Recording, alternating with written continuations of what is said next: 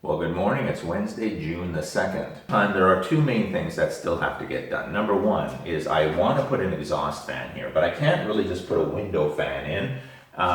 There's nothing I can find is the right dimensions. You want to actually seal this. What I would love to do is to have some sort of a duct work around here so that the fan fits perfectly and sealed.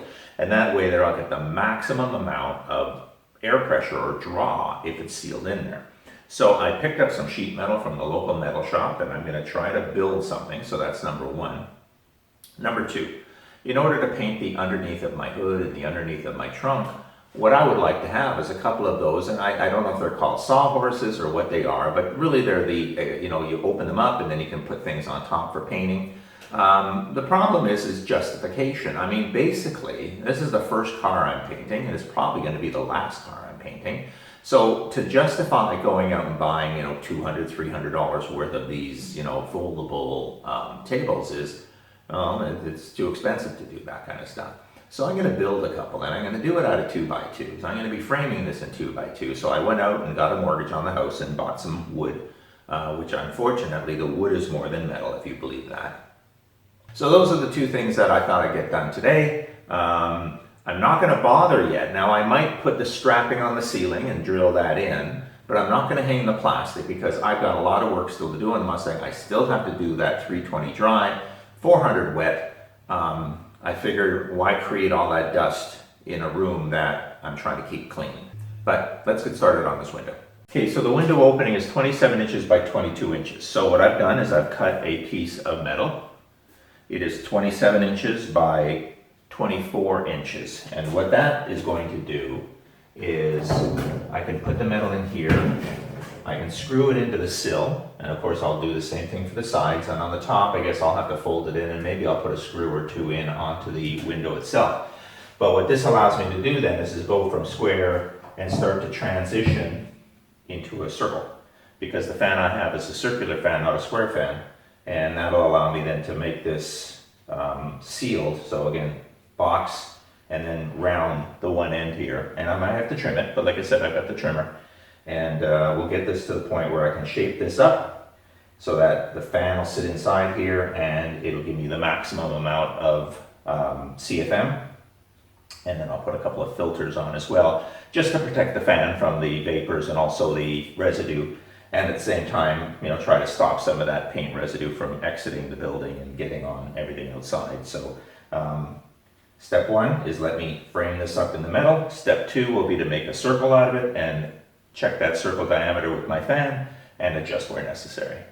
So actually a little simpler than I thought, right? So you cut out a sheet of metal, which of course is the height you want, and the depth I just went 2 feet.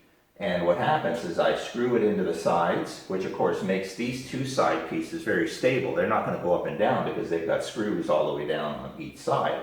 So this makes this very solid. Now the fan I have is a very powerful fan, and it normally mounts to a stand, and that stand, has these wing nuts on it to allow you to adjust the fan up and down on the stand. In this case here, all I had to do was put a couple of holes in the side, bring the bolts through, put the nuts on it, and now my fan is here. Now of course the bottom piece just simply comes up. I can wrap this up. As you can see, it starts to turn it into a circle. I just throw a couple of self-tapping screws, and what I'll have then, and then of course I'll just put the piece on top, what I'll have is a fully contained vent that I can just, like I said, throw some sort of a filter or something here. Just get a couple of big filters for a furnace and just kind of put them here. I might bend the metal out to make it easier. I don't know. Again, like I said, I'm just making this stuff up. But basically, once this is sealed and running, this should really be powerful and really pull air out of this, out of the confined room. And as I said, I have a couple of windows on the other side, so when I build my paint booth, I'll have filters on the far wall. This will be blowing air out. Hopefully it's drawing air in. It should, obviously. And if we can get that moving fast enough, we can keep that dust out of being suspended and dropping. So next step is really just to put the top piece on, wrap these sides up, throw a couple of self-tapping sheet metal screws into it, and we'll take it for a test drive. All right, so there it is.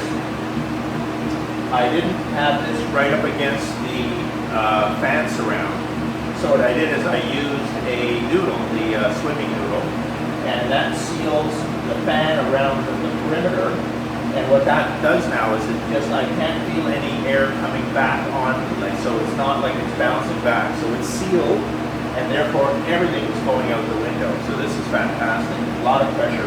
In fact, I have to now leave one of the doors open, or I got to open up one of the windows, or it actually creates a vacuum in the garage. And you can tell, because when I go outside and the door is closed in the garage, the amount of air blowing out when I'm on the outside is actually reduced. But as soon as I open up a window or something to allow air into the garage, outside now it's blowing like crazy. So it is actually drawing air from the garage out. So my vent is ready to go. Next thing we're going to do is work on that sawhorse to hold the hood and the trunk lid. So let's get on to that. Okay, so what I did is I have a whole bunch of 8-foot 2x2s, which are really 1.5 by 1.5. And what I'm going to do is at the 2-foot mark, I bought 4-inch lag bolts. So at the 2-foot mark, I'm simply going to drill through, put the bolt in, and that'll allow me then to scissor this so it becomes that type of a get-up. I'll do the same thing for the second side. That'll give me 2 of these. And then all I need to do then is put a piece of wood on the top on either side, and that'll create that foundation. Now those noodles, the water noodles, I'm going to cut and then wrap onto this, and that'll give it a nice soft surface. Now, as you know, the way you should be doing this is the inner one should be shorter so that when it closes, it can close like that, and that gives you the room to then have the one piece and then the other piece on top of it, so that you can store it and put it away. Well, I'm going to probably have a nice fire after all of this, and have a bottle of scotch and put all this together. But like I said, so the fact that I'm just going to put it so that this is not going to fold together. In fact, to make it more stable, once this is in the position I want, and I'm going to use some rope to tie it together so that it doesn't open up anymore, I'm going to tighten the bolts down really hard so that'll really jam this in position, because I don't want this going anywhere. Like I said, this is not for reuse. This is, build it, use it, and then, as I said, throw it on the fire. But, so I'm just going to drill some holes, measure up the tops, and figure out how wide I want to make this thing. And we'll just do that for both sides, and I'll be right back. Okay, actually very straightforward, as I showed you earlier, right? These were 4 pieces, 4 feet long. I simply put them side by side. At 2 feet, I drilled a hole right through both of them, put a carriage bolt in, and now that creates the scissors. You put a cap on the top on both sides. I put a cap on the bottom on both sides, and that just stops the legs from trying to come in. But it also gives it stability because, of course, now it's got this longer, pad on the bottom on both sides. It's very strong. It's not going to go anywhere, so it's going to allow me to sand and, of course, paint. So I'll build a second one of these. So fan's done. Build the second one of these. I'm going to start sanding the car with 320. Dry with the DA. Get that done. Get the hood and the trunk off of the car. And then once all of that is done and cleaned out, I'm going to then be able to start building the clean room. And we're going to start painting the underneath of the trunk and obviously the underneath of the hood, and start looking at painting the inner fenders, getting all that done. And of course the jams and the trunk and all of that, get that done, make sure everything is looking good, because that's mostly hidden anyways. And then once I'm satisfied, then we can start painting. I'm hoping that once this is all sanded and cleaned, it'll be maybe next Monday, Tuesday, I'll start building the clean room and we will start painting. So boy, it's coming to an end.